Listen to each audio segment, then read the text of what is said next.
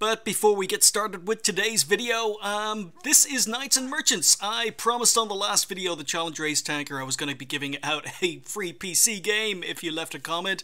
This is the game I'm going to give out to a lucky winner today. This is a game that was released in 1998. It's an ancient game, but it got a new high-definition remake. This is what this is here. And it's been a game I've been playing a lot over the last couple of weeks. I burned out from World of Tanks. I needed to take a long break. This is a game I invested quite a lot of time in. I've literally just beaten the game. This is the final level, by the way.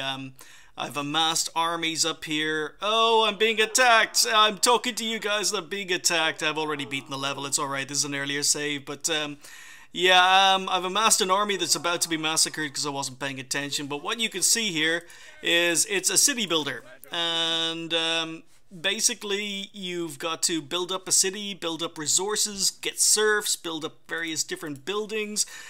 You can build buildings. Let's build a pig farm over here. All of these were manually built by me.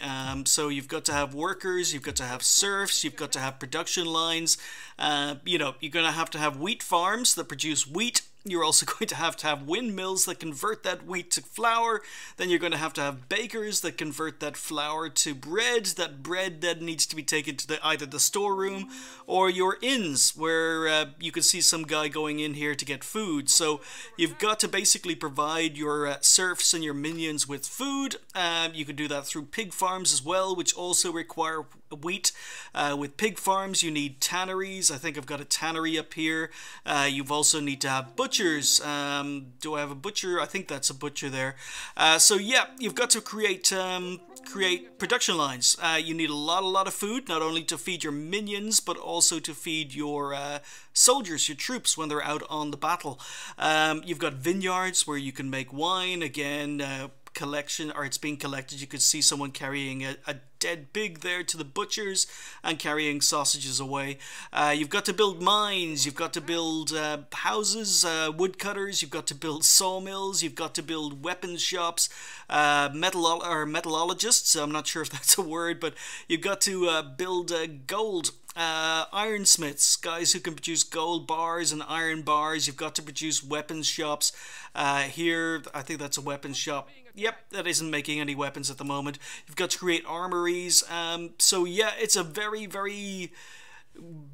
complicated and very in-depth city builder where there's a lot of lines of production you've got to look after. I've been sinking so much into this game, and not only do you have to build up your city and protect it with lots and lots of towers, as you can see here, because this is the final level. I normally don't build this many towers to protect my city if it's not the final level, but this one was flaming tough. But yeah, my armies just got wiped out by this huge army here, and there's another huge army here, and there's another huge army over on the other side. This is the final mission. In fact, there's another army. If I were to manage to beat all the armies, there's another army up here, as I discovered. But yeah, this is an amazing game. I sunk a lot of hours into this. This level, just this one level, I'm actually 10 hours in on this one level when this save was taken. So this is an amazing game. I missed it when it was out in 1998 because I had a career where I was traveling the world and I never got to play it. But I rebought it recently, or not rebought it, I bought it recently, gave it a go, and I am absolutely hooked. It is a fantastic little game, and one of you guys are going to win it. So we're going to pop into the random YouTube comment picker. I'm going to have to go to the Kanonenjagdpanzer Ace Tanker, copy the URL, go back to random YouTube picker, put in the URL, load the comments. We've got 32 comments, 1 reply, randomly pick a winner, and it's John Codmore. John Codmore, did someone say Steam key? I did indeed. So John Codmore, congratulations, you have won yourself a copy of a game I have been spending more time than it is healthy on. Knights and Merchants, absolutely great game. Really disappointed I missed out on it. It's got a cult following, it's got an HD remake, there's an expansion in there as well. Really good game. I haven't even touched the expansion yet, and apparently it's as long as the main game, and I've spent hundreds of hours on this flaming game already. It's basically, I did a review for this game on Steam, and the easiest way I could think I can describe Knights and Merchants is if the Settlers game had a love child with Dark Souls, because it's cute, it's easy to understand, it's easy to play, but some of those missions are just so flaming difficult. Holy cow. But yeah, it's an amazing, amazing game, and it's yours, John Codmore. Congratulations. Let's get on with today's video.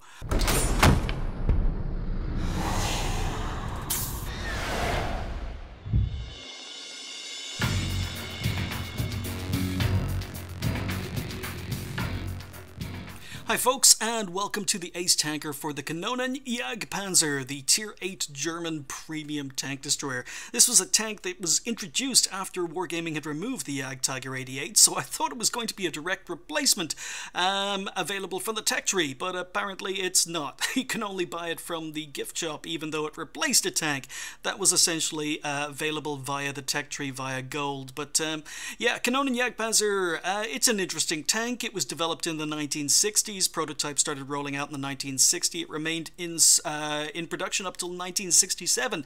But 770 of these tanks were built. There's a little bit more history as regards the why this tank was built, but I will save that for a review, because this is a premium tank. I'll get around to reviewing it eventually, but because it's the first time it's appearing on the channel, I'm going to have to go into a little bit more detail than usual.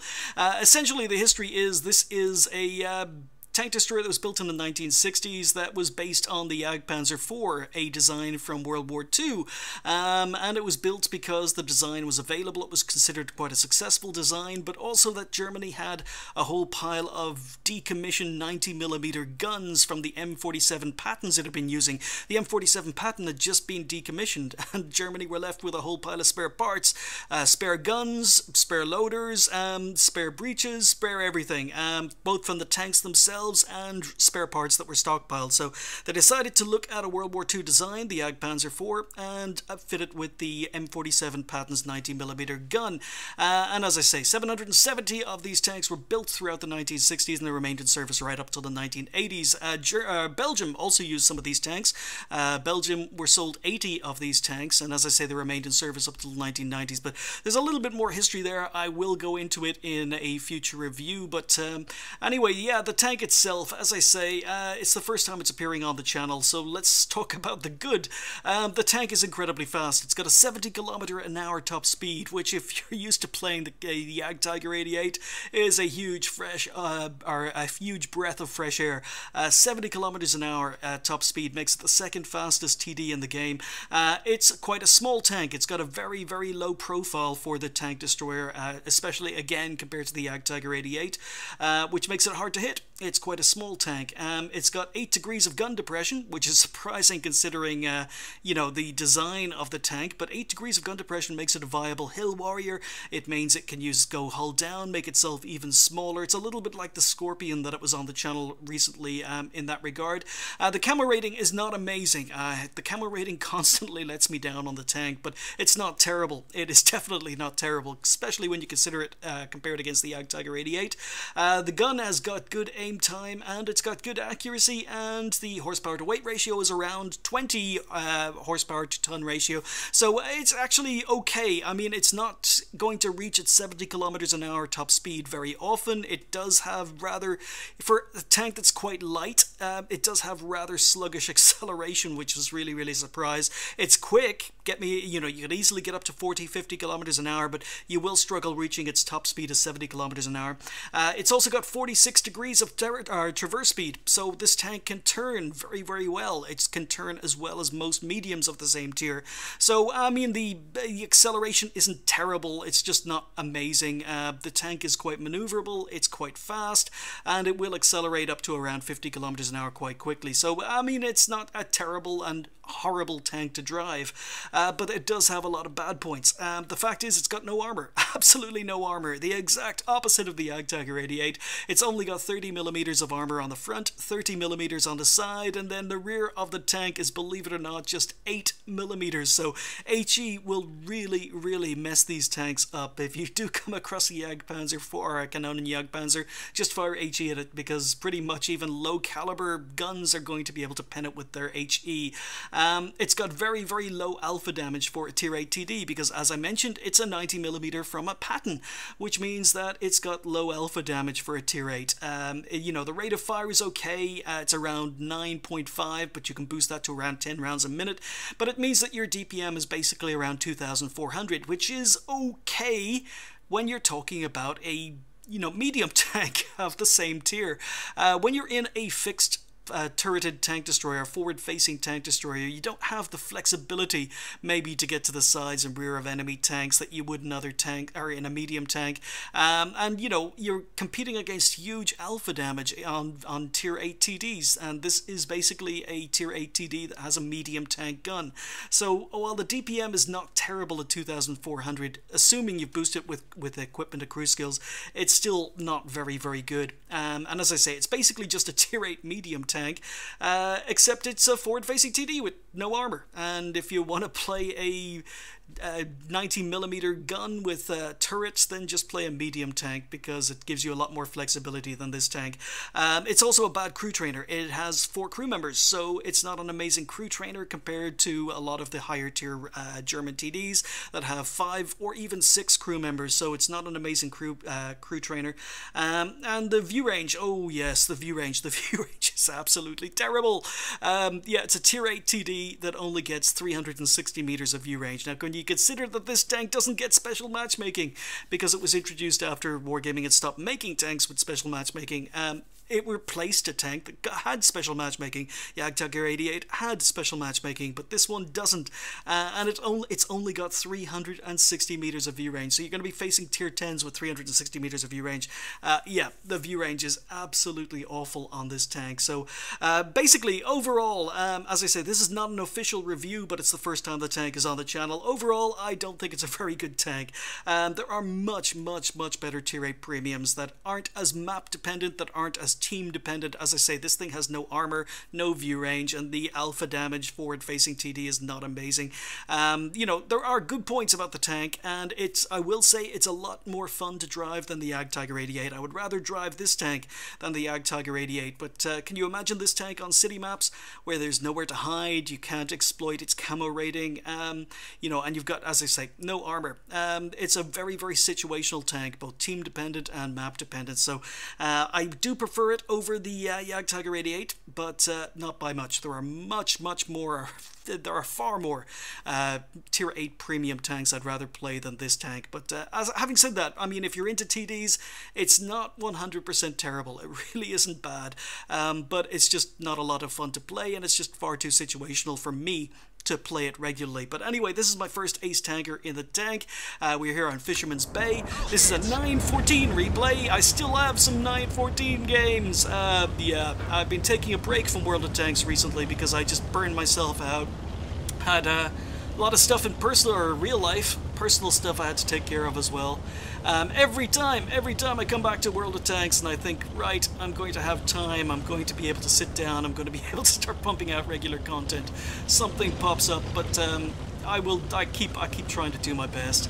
Anyway, yeah, Fisherman's Bay, and I'm doing something I very rarely do, which is come over to this flank and basically play as a regular TD. I tend to play my TDs a little bit more aggressively, a little bit more on the front line, but you can't do that with the Kanonenjagdpanzer, or Jagdpanzer, because it just doesn't have the armor. It just doesn't have the survivability to play it a little bit more aggressively. And while I'd love to push up and maybe go a little bit further, I can't. We've only got a Bulldog on this flank. This Bulldog is a star, because the Bulldog is the only one down there who's actually spotting enemy tanks. There we go, we bounce on the T-20, and I forgot to mention this because in 914, when I played this game, one of my major criticisms of this tank, gonna do any more damage here, one of my major criticisms of this tank was it came with a 90mm, and as you can see, we've got 212mm of penetration, 240 damage.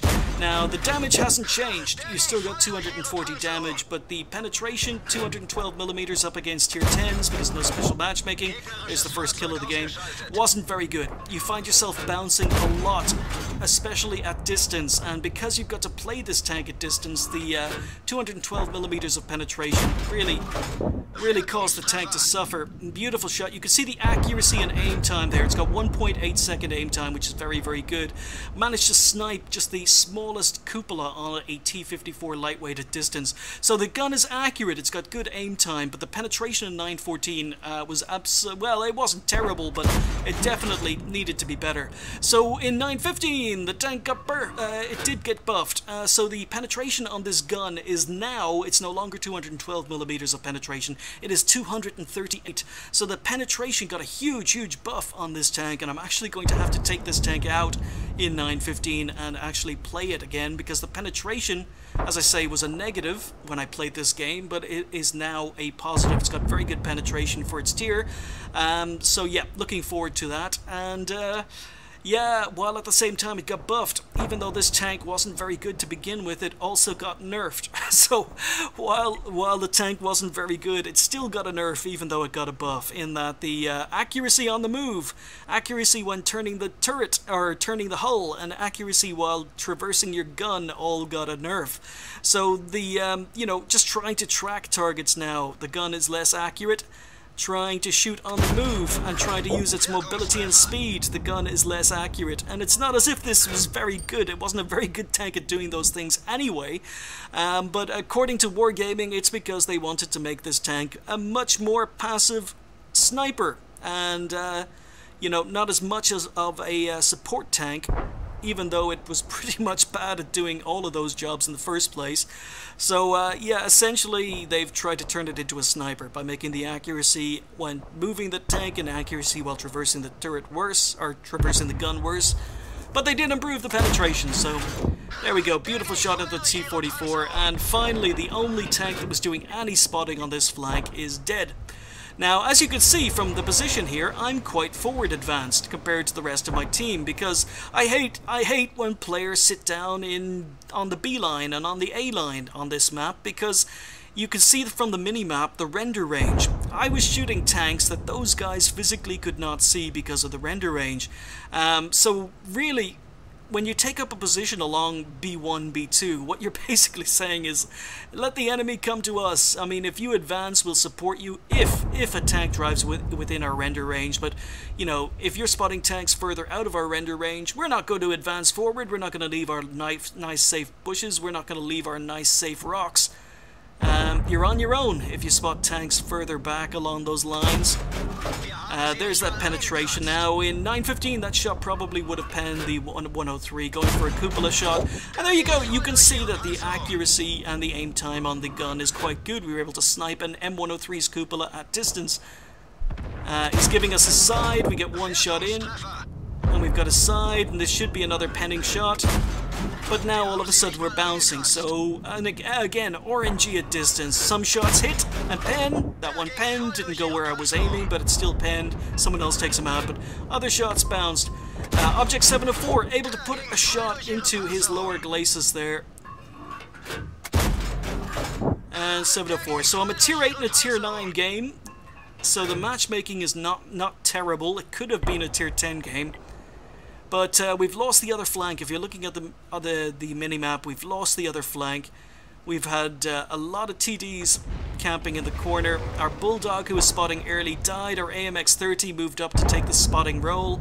So well played to the AMX-30 and the Bulldog, even though it's going to cost them their tanks. We managed to bounce on the T-44. But even with binocs, unfortunately, the view range on this tank is just not very, very good. So, yeah, we're actually losing at the moment. The score is 8-9, but our entire team are concentrated in the A1, A2, B1, B2 grid area.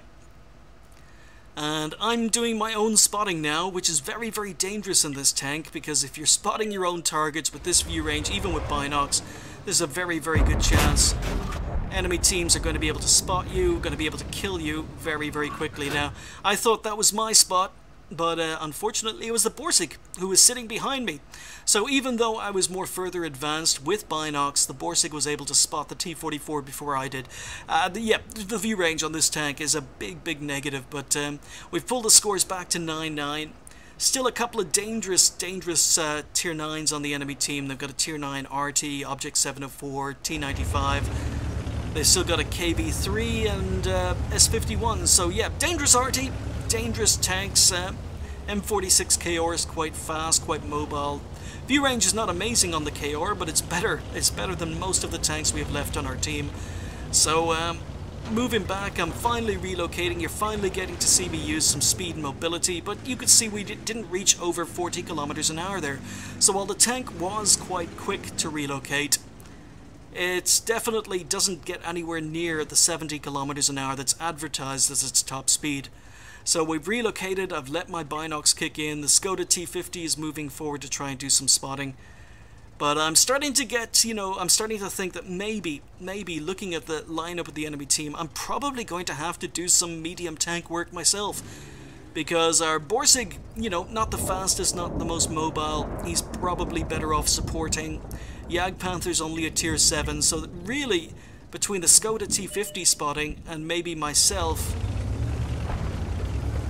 we don't really have that many tanks that can scout. And that's a decision I think I make here. So the Skoda T50 spotted the KV3, KV3 goes down, and now I want to see if we can spot the Object 704. We're going downhill, we're doing 70 kilometers an hour. And Patton KR spotted, he's only on 2 health, and you can see we're dropping off speed very, very quickly. Just going uphill, we're down to 50 kilometers an hour. We lost 20 kilometers an hour just going up a slight rise. We're on flat ground and struggling to get over 50 kilometers an hour. I was going to shoot the Patton KR, but there was a tank wreck in the way. And the Skoda T50 takes him out. So that's great. I'm thinking, wonderful. And then our Skoda T50 dies to Harty. Oh boy. Okay, so I guess I'm the medium tank now, and this is where you're going to get to see the speed and mobility of the tank, because going downhill we get up to 70 kilometers an hour, going uphill we drop all that speed again, and it's not a terribly slow tank. I mean, we can still get up to 50 kilometers an hour, but it's just, as I say, a little bit disappointing. It's not as fast or as mobile as it's advertised when you look at the stats in the garage. So the Skoda T50 is saying go kill Artie. Now that is part of my plan, but the thing is there's also a T95 down here. I don't have amazing view range, so I'm going to try and hope the T95 hasn't gone back on the retreat. I know I can outmaneuver the T95 even if I do roll in or run into him. Object 907 was last spotted on the 1-2 lines, and I'm hoping he hasn't come back and retreated and is defending. So yeah, I've gone to kill Artie. So we moved up, we spotted one RT even though our view range is not great. So we aim, and we spotted the second RT. I need to kill this guy, but this is the problem with this tank. Look at the low alpha damage. I mean, this is an RT and it's taken me 2 shots. It's taken me 2 shots. Oh, lucky to avoid the S51, but someone else, the Batchat, takes out the S51. GW Tiger is left.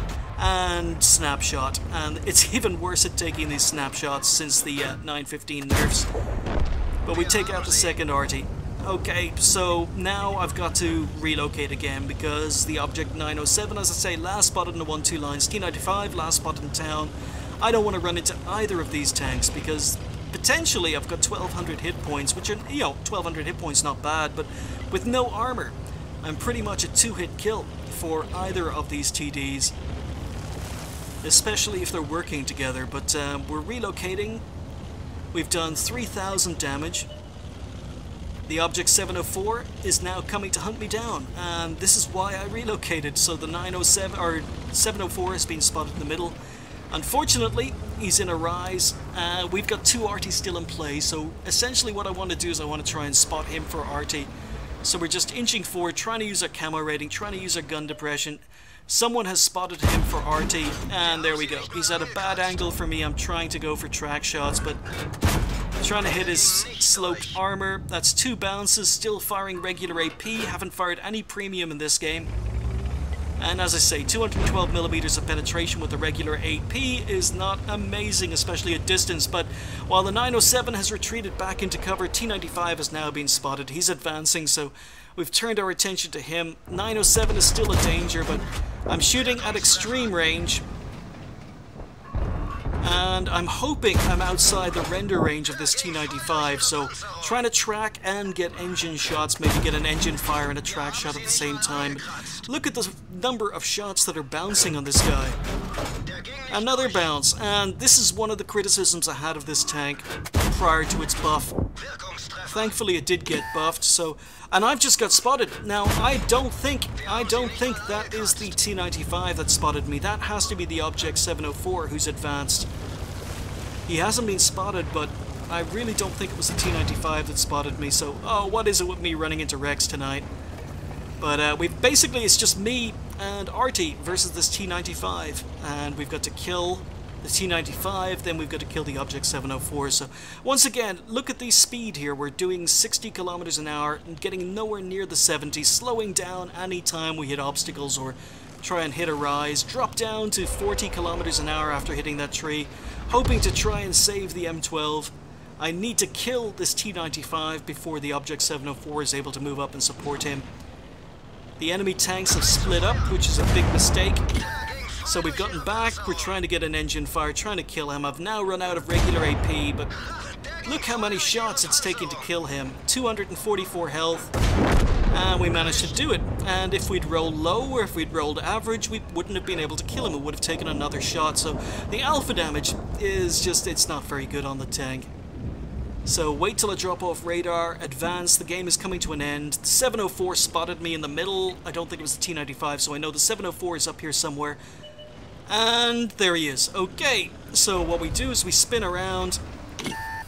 Traverse speed is good. He gets tracked, and we bounce. And now I'm firing premium ammo. We bounce with a heat shell. And let's go with for another heat shell, and we bounce. And this is a tank that gets 250 millimeters of penetration with its heat. We finally managed to pen. I'm culled down using my 8 degrees of gun depression. I'm a small target. He manages to land a shot, but I've still got plenty of hit points, so it's just a matter of keeping this guy occupied till Artie can take him out. So we track him with heat, and Artie finally takes him out, securing the game. So 4.7k recorded damage in XVM. Yeah, so there we go, first ace in the Kanonenjagdpanzer, and it was on a nice map. The matchup wasn't too bad, tier 8, tier 9 game, but you know, this tank, it just gets a little bit frustrating. Really does get a little bit frustrating when you keep getting it onto city maps, because I think the tank's best abilities are negated by having to fight in choke point maps or having to fight in city maps, where you don't get to use your sniping ability. You don't get to play the tank a little bit more passively in a support role. You don't get to use bush mechanics and rely on your camo rating. The tank just doesn't have any survivability on a choke point map or a city map, and that's one of the things that annoys me about it. But having said that, as I say, I still prefer playing it over the Jagdtiger 88. It's almost the exact opposite to the Jagdtiger 88 in some ways, because Jagdtiger 88 hates big open maps but loves city maps. This is the opposite. It loves big open maps where it can use its speed, its mobility, get into support positions, snipe from distance, and it hates city maps. But yeah, it's I would not say this is a good tank, but I'm not going to say it's a terrible tank, because the playstyle will probably suit some people out there. I think it's a tank that's capable of doing damage. It's a tank that's capable of earning credits. It's not a great crew trainer, but overall I don't think it's a very, very strong tank. There are better tier 8 premiums out there, but as I say, first ace of the tank, we picked up a Confederate, picked up high caliber, finished top on damage with 4,949 damage, so one of my blind shots did go in. We did almost 5k damage. 1508 XP overall, so pretty happy with the result. Started the game playing as a traditional TD. As the game went on, had to start moving into a more medium tank role, even though this tank is not amazing at playing a medium tank role. 42 shots fired, we only hit 35. Now, that was pretty disappointing because the accuracy on the gun is actually quite good. The aim time is quite good. I took a few blind shots, and we bounced a heck of a lot of shots. As you can see, we bounced 13 shots in here. 13 shots bounced, and that was the issue in 9.14 or previous patches, with only 212 millimeters of penetration against higher tier tanks at distance, and hopefully that has been fixed in 9.15 with the penetration buff. So we spotted 2, damaged 9, destroyed 3, did about 1,000 assistance damage, because the view range is not good. Most of that assistance damage was done through tracking enemy tanks, and you know, friendlies killing them after they've been tracked, rather than me actually spotting anyone myself. Even though I was relatively, you know, well, I wouldn't say I was aggressive, but I was in a position where I was using my binocs. But still, you know, the fact we only spotted 2 tanks shows how bad the view range is on it. And it's a credit earner. I mean, we did 5k damage, we ended up having to fire some premium ammo, and as a result we only made 82,000 credits with a premium account.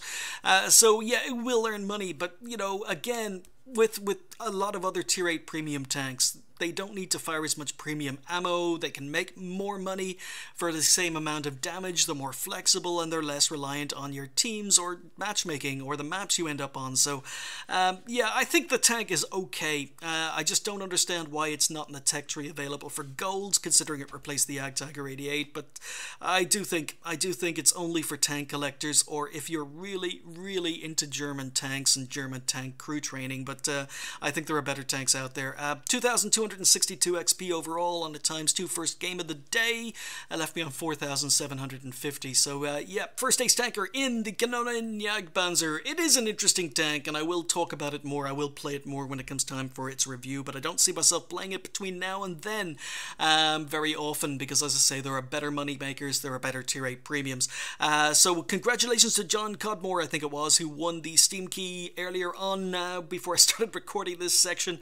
I hope you enjoy the game. Knights and Merchants, really good game. Steam sale at the moment. Have a check it out. I don't even know if the game is on sale on Steam at the moment, but yeah, and it's I'm going to try and put out some more videos over the next few days, but thank you guys for watching. I'll see you next time.